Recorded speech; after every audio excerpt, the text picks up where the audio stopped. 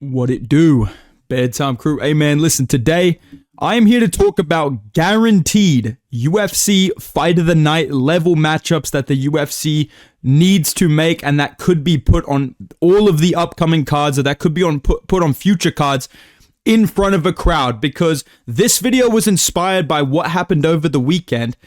I tuned into this Apex card expecting the usual NPC slop, and I watched two of the best fights I've ever seen take place back to back, and then Tatsuro Taira beat up a small Korean man. It was one of the best cards I've seen in a very long time. This was a generational main card that unfolded, and Neil Magny won a fight by TKO as well. And the thing that disappointed me about this was there was no hype going into this. There was no crowd to watch this. There was 30 people in the fucking Apex trying their hardest to get hype for this, like watching generational fights.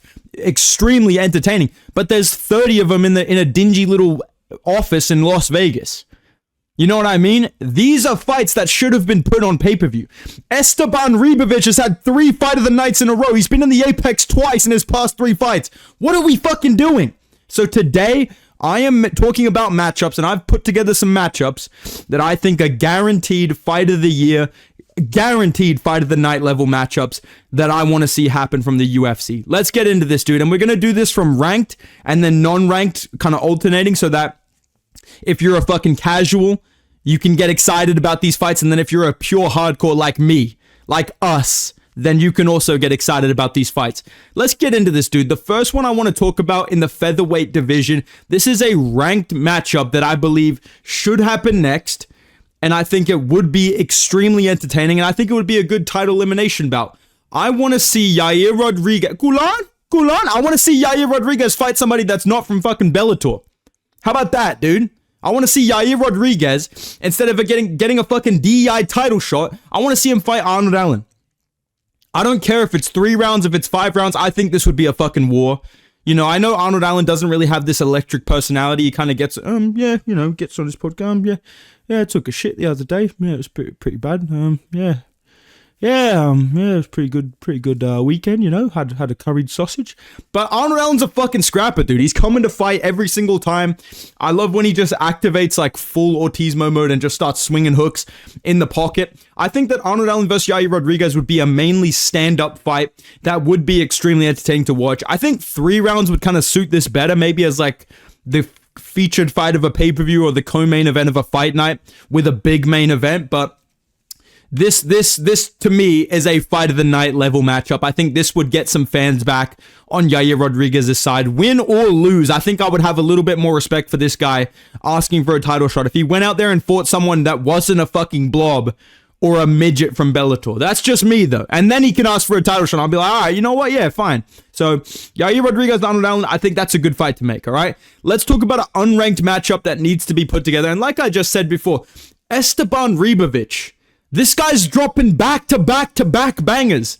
This guy's on like a 2024 bedtime MMA run. I'm kind of on a bedtime run right now, if I'm keeping it a buck. But Esteban Reebich is on a fucking like prime level banger run. It's just non-stop hits, no misses. I want to see Esteban Reebich versus Nazim Satakov. I'm a fucking genius, dude. I've seen other people talk about this, but I cooked this up as soon as I saw him fight against Elvis Brenner. Dude, I'm telling you, if you did not watch him fight Elvis Brenner, I feel like, why am I doing Dana White's job? And I know that it seems like hell is frozen over. I'm making a positive video about the UFC, but seriously, it's like bittersweet. Like, I am positive with the matchups they've made for him, like the Zellhuber fight, the Brenner fight, the Haqparast fight, the McKinney knockout. This guy is on a very good run, but at the same time, he's been in the Apex so many times now. What the fuck are we doing, bro? After that Sphere fight, he should have never been put in the Apex again. This guy should have been put on Mexico cards, you know, Las Vegas prelims. Like, I don't know what they're doing in that regard, but the matchmaking has been solid. I would love to see him fight Nazim Satakov next, who's also coming off a Fight of the Year candidate against Nicholas Mota. I think this would be a super entertaining matchup. I think that Nazim Satakov has a great ability, similar to Elves Brenner, of kind of losing early on and then coming back strong in the fight. Except I think he's just bigger. I think he's just better, more well-rounded as a striker. A little bit less, like, also less durable. So I think it makes it more exciting in that regard, where he is better on the feet, and I think he will have more success later on. But he's also a little less durable than Elves Brenner. So he is potentially, you know, there to be finished later on the fight. I just think this would be a fucking banger. If you know these guys, you know that this is an absolute fight of the year candidate. And like I said, Dana Baldy White, if you put something like this in the fucking Apex again for 30 people to watch, I'm not going to say how I watched it. I watched a stream, a legal stream of UFC this weekend, and there was literally 800 people in that bitch, bro. There was literally less people there than at my last UFC 5 live stream on YouTube. I'm not joking. There was like 800 people there. Don't ask me how I know this. I just know this. On my ESPN India stream, there was 800 people. What are we fucking doing? Put this guy on pay-per-view. Put him against Nazim Satakov. Put it on the MSG card. Boom. I'm there. That's what they should do with Reebich. Let's move on to another ranked matchup that I think would be extremely entertaining. Like I said, all of these fights, I'm pretty confident that if the UFC let me put these together. Let me get on the phone. Listen, think about all the fans you would make. Shavkat, think about all the fans you'd make if you fought Pavlovich next. If I get on the phone and make these fights, they're getting bonuses, guaranteed. I really believe these are all bangers. Welterweight division, you know I love this weight class. Ranked matchup that I think will be fight of the night. Jeff Neal versus D-Rod. Why has nobody come up with this? Why has this eluded my mind until right now making this video? I was kind of thinking of matchups for this video because I'm like, I'm good at making fights like this. And then I thought of this one. And I thought about, you know what, if we're going to have the Apex exist, where are the fights like this? You know, why is it every 1 in 14 Apex cards is just straight violence and the rest is like clinching up against the fence? That's why I think we need to just get rid of it, dude. I think we need to just, all the costs that you're saving going in the Apex, why don't you just make a fucking gate and go to an arena and sell tickets and have fans actually watch UFC in person? Instead of people turning on UFC and going, is this a COVID rerun? That's the thing that disappoints me. That's even this weekend's card was so good. But then at the end, I was like, I can't even make a video about this because no one actually gave a fuck. Because it was in the fucking Apex. If that was in Japan, that would have been a huge deal. Regardless of that, Jeff Neal versus D-Rod in front of a crowd. I think these two standing up on the feet, boxing in the pocket would be an absolute barn burner. I know most people wanted to see Kevin Holland versus Jeff Neal too. And I think now that D-Rod has fluked a win over Kevin Holland, like, you know, the UFC wanted Kevin Holland to win that shit. They kind of gave it to him as like, here you go, bro. We'll just get you another win at welterweight and then we'll match you up with someone ranked. And he fucking fumbled it. I think you take advantage of this and you just go, all right, what's the best matchup we can put together with D-Rod? We don't want D-Rod to be running up the rankings. Respectfully speaking, we do not want D-Rod the fucking 60 days in enforcer going up the division, getting a title shot. That's just not what we want. I would say D-Rod versus Jeff Neal. I would pick Jeff Neal to win this.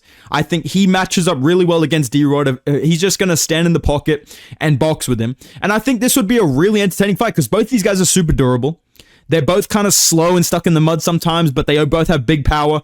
They both have crazy chins. They're kind of blocky. I think this would be a really entertaining fight. I would love to see the boxing exchanges in the pocket, like Jeff Neal going to the body, but, you know, coming up top with a hook.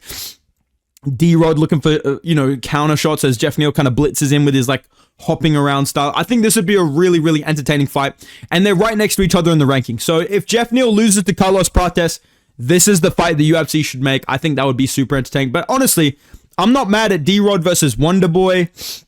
I'm not mad at D-Rod versus Luke. Like, any of those type of matchups I think would be entertaining. But him versus Jeff Neal, that's fight of the night. All right. Now, this next one, I'm fucking proud of this one. I'm fucking proud of this one, dude. All right. And shout out to my British casuals, because this one's for you guys. Mate, Davy Grant, he's winning the fucking belt, mate. Davy Grant. Oh my days, mate. The way that he fucking swings the hooks in the pocket. Oh my fucking goodness. Davy Grant. Dude, this would be fucking sick, dude. Davy Grant versus Malcolm White. Now, hear me out, because I know I'm doing like hand signal. Now, mind you, I know that you may be looking at this going, bro, bedtime. Davy Grant's gonna get fucking slept. But hold on a second. Who the fuck has ever slept Davy Grant?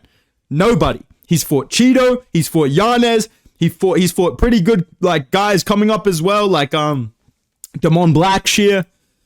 couple of other people, I'm sure. I want to see him fight fucking Malcolm Wellmaker, because hear me out on this. Malcolm Wellmaker, there's two outcomes to this fight, right? This is a durable unk in Davy Grant with good power, good chin, extremely tough, good cardio, versus a very dangerous prospect with a lot of question marks. He has nuclear power. We don't really know what he looks like going the distance in the UFC. We don't really know what he looks like grappling. And I think this would be a really sick fight that would kind of test him, but I don't think it would expose him, right? It's not like we're matching him up with fucking Raoni Barcelos, where if he loses, he's just getting smudged. Like, he's just getting dry humped, basically. Like, that's not what you want to happen to your prospect. You want him to lose by, like, exciting scrap on the feed, or they get chinned and you get a highlight reel. So I think in this fight, either Malcolm Wellmaker somehow nukes Davy Grant, like just colds him, which would be fucking insane, or Davy Grant, more likely in my opinion, tanks his best shots and we get a war. Even though Davy Grant even might still lose this fight, I think it would be super entertaining because of how durable he is, because of how dangerous he is in the pocket. I think he'd be able to make some exciting moments happen in this fight. And he is just scrambly and crazy. Like, he's pulled off those late round submission against Rafael Assunção. You know, he's had some really good fights in the UFC. He's been extremely durable.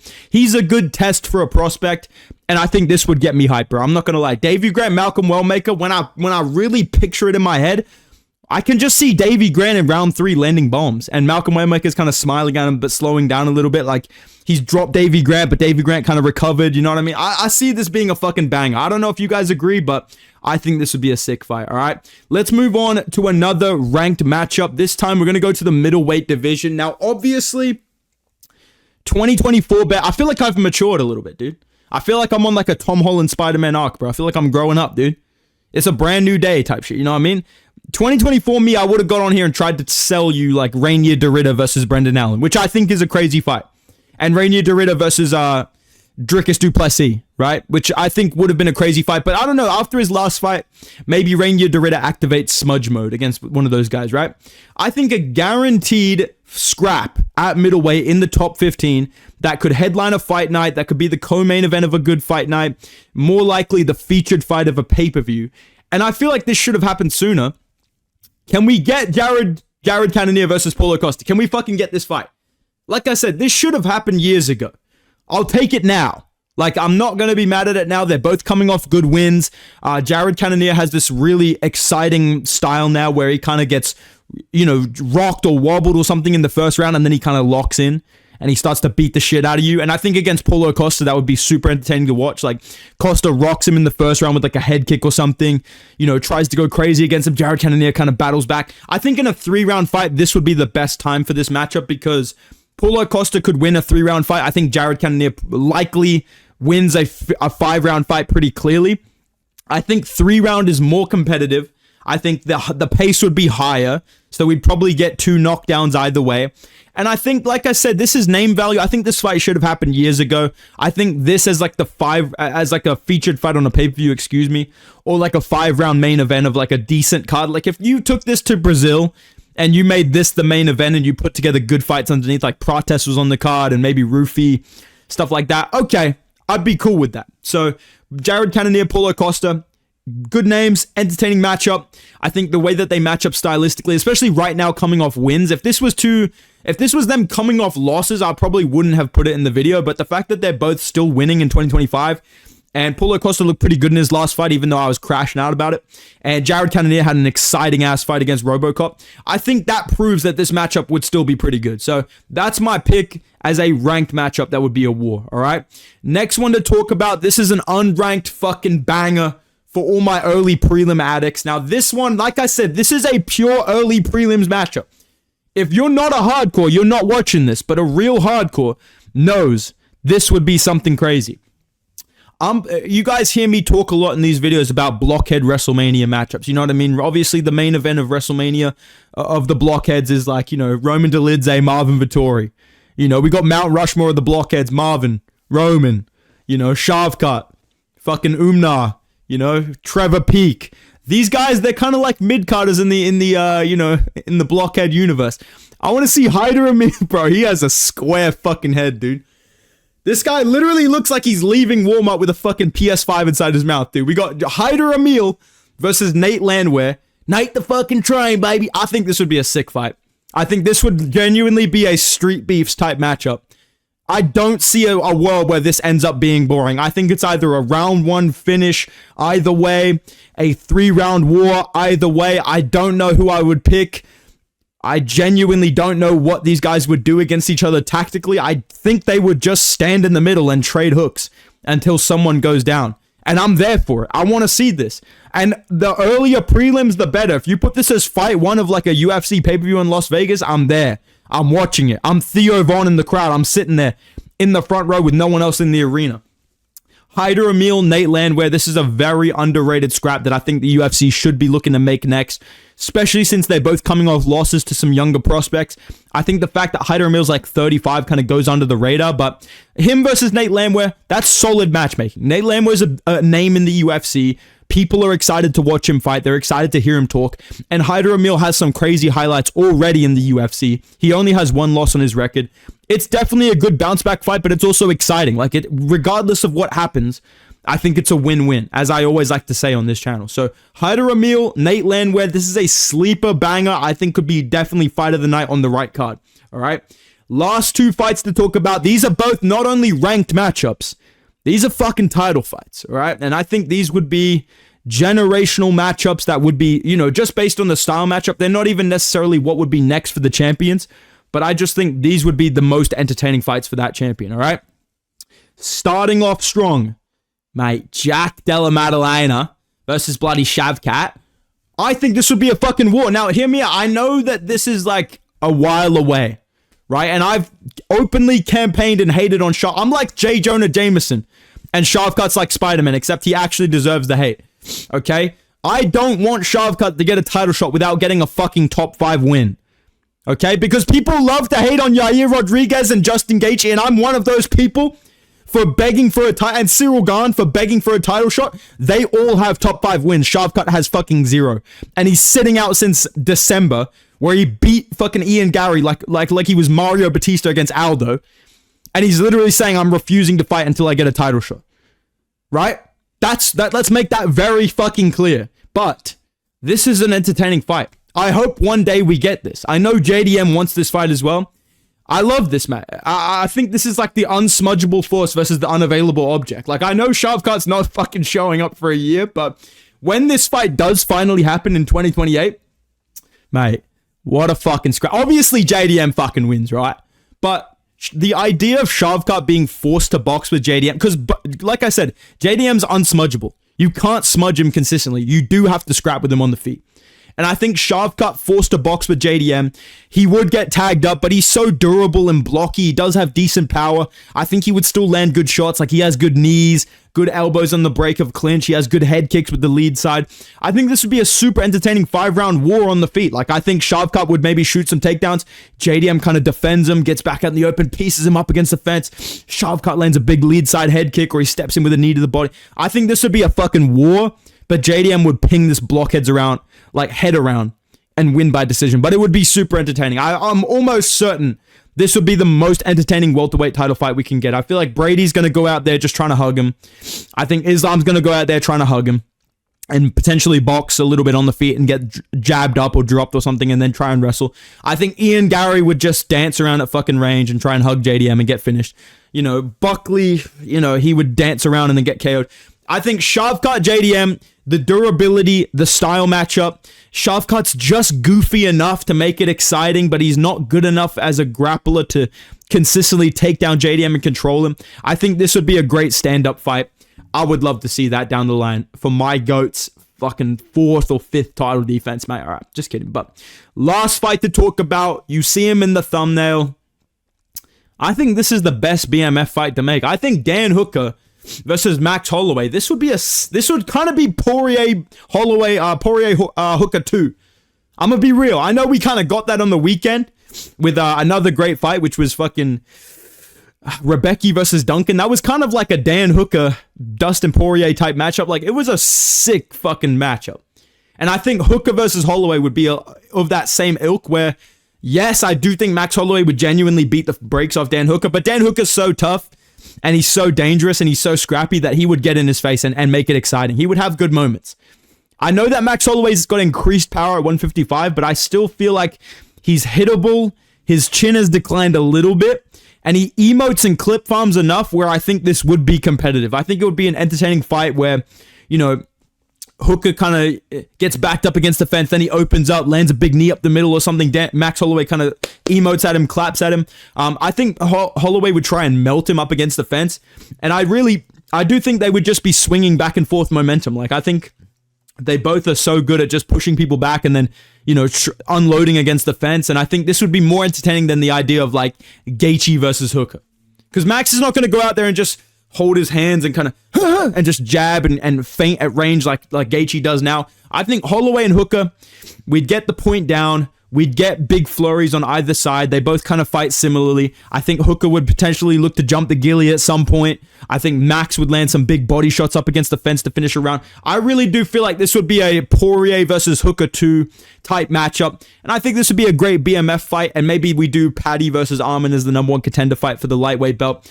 That's what I think, okay? And these are the matchups that I believe are guaranteed fight of the nights. The UFC needs to put these fights together or something similar and put them in front of a crowd. Because like I said, man, those fights over the weekend, they really inspired me to make this video. But they also kind of disappointed me. And they kind of made me like, damn, man. Because those fights genuinely could have made new fans. Like, I hate to be like deep about it, but tell me if I'm wrong. Those fights that happened over the weekend, like this Esteban Reebich fight, this fucking Mateus Rebecca Chris Duncan fight, these fights genuinely could have made new fans if they were on TV in front of a crowd or on a pay-per-view where people kind of coming in, all right, I'm going to watch the UFC this weekend. There's a big card. Or, someone big is in the main event, not fucking Park Hyung-sung, right? But instead, they're in the apex. Genuinely, like Mateus Rebecca really hit home for me because bro is literally laying there with one eye just completely shut, leaking blood in a puddle on the floor, and there's 5 people in the crowd like, woo, go Chris Duncan. That's years off your life in the fucking apex for 30 people. Come on, man. That's my opinions on it. That's my opinions of the weekend. I thought it was a great card. I know that this doesn't count, but I don't care. I went like, what did I go on predictions, bro?